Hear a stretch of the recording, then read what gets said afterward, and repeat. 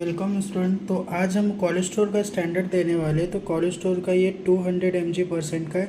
तो 200 mg% क्या होता है कि जो बॉटल पे हमें दिया हुआ रहता है कंपनी का कॉन्सेंट्रेशन कि आपका इतना स्टैंडर्ड देने के बाद में आपका कॉन्सेंट्रेशन इतने के आसपास आना चाहिए, 200, 202, 203, 198, 199। अगर इतना आता है और किसी पेशेंट का टेस्ट कर रहे हो तो वो राइट रहेगा, ठीक है।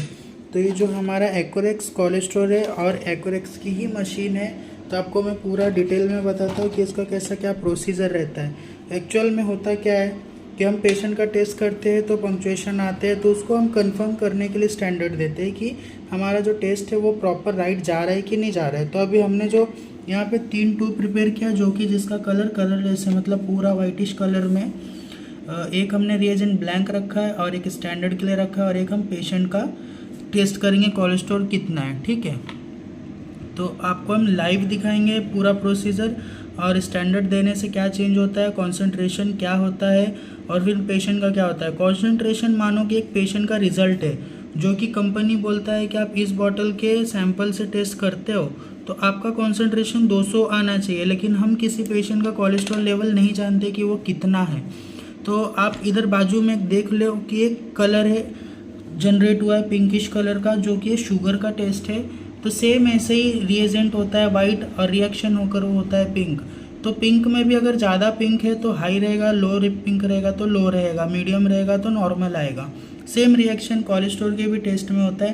तो आपको मैं पूरा डिटेल में बताऊंगा कि कोलेस्ट्रॉल स्टैंडर्ड कॉन्सेंट्रेशन कैसे देखते। तो वीडियो के साथ कंटिन्यू रहना। मशीन पे दिखा देता हूँ कि मशीन पे जो भी हमारा कोलेस्ट्रॉल जिधर भी हम प्रोग्राम सेट करके रखते तो प्रोग्राम पे आ जाना है। कोलेस्ट्रॉल के प्रोग्राम पे कोलेस्ट्रॉल चेक करने के लिए पहले 0 देना है, रिएजेंट ब्लैंक देना है, स्टैंडर्ड देना है। तो स्टैंडर्ड देने के बाद में ये जो हमारा फैक्टर होता है 456.520, तो ये फैक्टर चेंज होता है। जब मैं स्टैंडर्ड दूंगा तो ये फैक्टर चेंज हो जाएगा, आपको पूरे वीडियो में यही देखने मिलेगा। और फिर उसके बाद जब मैं सैंपल पर रन करूँगा दिया हुआ बॉटल का सैंपल, तो वो कॉन्सेंट्रेशन बताएगा कि 200 आ रहा है कि नहीं आ रहा है, ठीक है। तो वीडियो के साथ कंटिन्यू रहना, तब तक हम इसमें रिएजेंट को ऐड करते। तो हमें करना क्या है, पहले तो जो कॉन्सेंट्रेशन है उसके लिए हमें 10 माइक्रो लेना है, क्योंकि हमने उसमें रिएजेंट जो है 1000 माइक्रो लिया है। तो टेस्ट करने का प्रोसीजर कुछ इस तरीके का है कि अगर आप 500 माइक्रो लेते हो रिएजेंट तो आपको सैंपल 10 माइक्रो लेना है, ठीक है।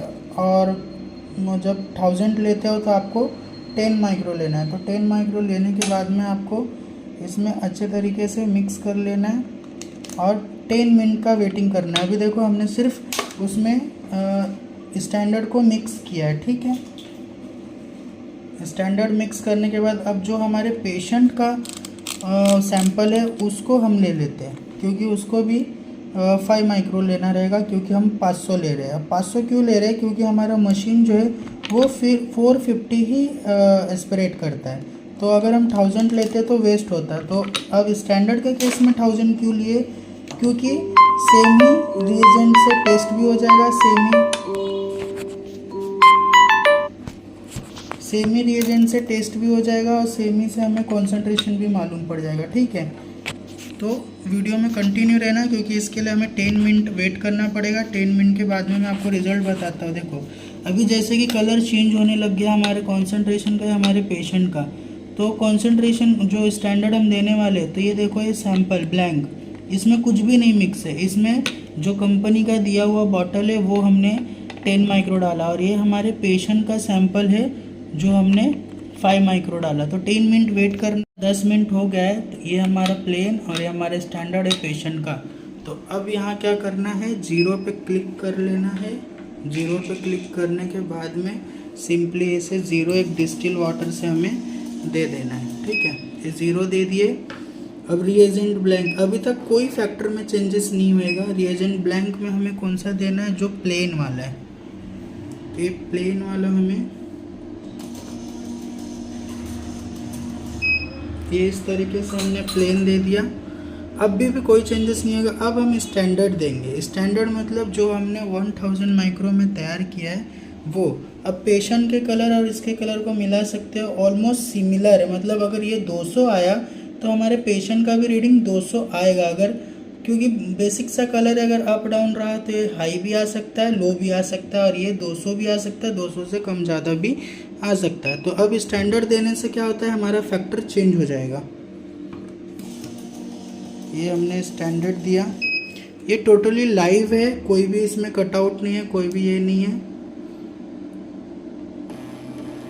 ये स्टैंडर्ड दिया, फैक्टर चेंज हो गया। अब ये बचे हुए सैंपल को ही हम कंसंट्रेशन देखेंगे, मतलब एज अ सैंपल रन करेंगे और इसका वैल्यू देखेंगे कितना है, क्योंकि हमारे छोटे से बॉटल पे 200 दिया था कंपनी ने, और ये हम एज अ सैंपल इसको रन करेंगे। ये हमारा एज अ सैंपल ये रन हो गया। अब देखते हैं इसका कंसंट्रेशन कितना आता है। तो हमारा कंसंट्रेशन 205 आया है, ठीक है। तो 205 तक ठीक है, इतना आना चाहिए। अब हम क्या करना है, अब एक सिंपल सा रेंज दे देना है। रेंज देने से क्या होता है, जो भी पुराना मतलब अभी हमने जो यूज़ किया वो टोटली क्लीन हो जाता है। क्लीन होने के बाद सेम हमें पेशेंट का डाटा, पेशेंट का रिएजेंट जो है वो रन कर देना है उसी सेम प्रोग्राम पे, सैंपल पे। अब हम देखना है पेशेंट का क्या रिज़ल्ट आता है। तो हमारे पेशेंट का 214.47 आया है, मीन्स कि ये हाई है, तो ये टोटली क्लियर हुआ। तो ये हम एग्ज़िट कर देते। 4.7 था, मतलब कि हम इसे 215 हम इसको देंगे। तो हम टोटली रेंज कर दिए, क्लियर हो गया। मशीन बंद करने से पहले एक रेंज मीन्स वॉश ज़रूरी है, देन उसके बाद बंद।